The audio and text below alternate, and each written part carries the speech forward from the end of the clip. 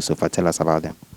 Thank you. The police quickly moved into brainstorming section when those events, took place. The Acting Inspector General of Police, Dr. George Kufudampare, presided over that meeting involving the two regional commanders, Accra and Tema, and all the divisional commanders.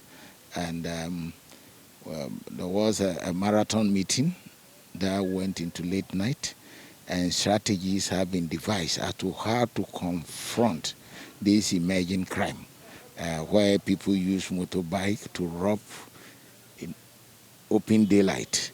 And as you can see, we've deployed a lot of policemen, the motorbike assault team called the Rovers, the static patrols, foot and vehicular.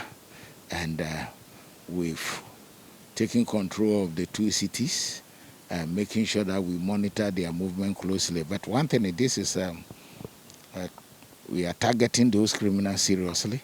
We are closing in. We know who they are and their mode of operations. And we are so determined, to deal with them in accordance with law. And therefore, we've increased our visibility and presence in the communities, to permit and allow police authority to prevail.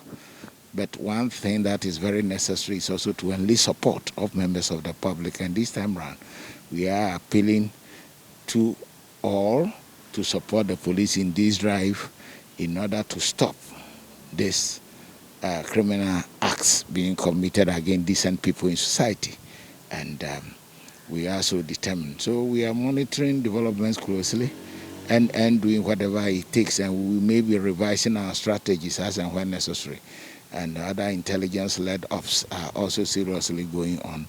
And the coming time I determine the good things that we're going to do to safeguard and protect our people. I heard you say, for example, that some of the areas specifically that police action is going to be targeting are high-density areas, business locations where there are banks and economic activities. Now, the financial areas, business location, banks, and other commercial areas, as well as market, are being taken care of. And we'll make sure that we police those areas very well. And we're going to also bridge gap between the police and them, to allow information to flow and be able to get those bad guys who go around, robbing people in broad daylight. And this time the strategy is also to take care of day as well as the night. There's also been concern that some of these banks may have elements that connive with these bad guys to rob people who come to the bank and give information to some of these people to trail them, etc. On this latest incident, have you picked up anybody, for example, and what's the action on the banks and their staff specifically? What should they be doing? One thing is the acting IGP tasked the commanders to move into the managers to talk to them and also hear them and see how best they can protect them better. Not only that, and also to protect customers who will be coming, to the various banking halls, various business areas, the markets, to trade.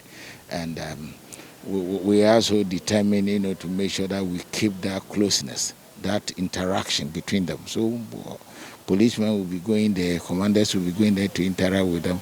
Therefore, we see them as an essential partners in fighting these menace, and we will do so. We also had reports that at least one bank staff has been arrested. Is someone who worked closely with the bank. Have been picked, and we are investigating. Now let's talk about the controversial Takoradi story. We know there's a development this morning. There's something happening. Yeah, the controversial Takoradi issue, they will be going to court this morning. Will be appearing before Takoradi Circuit Court.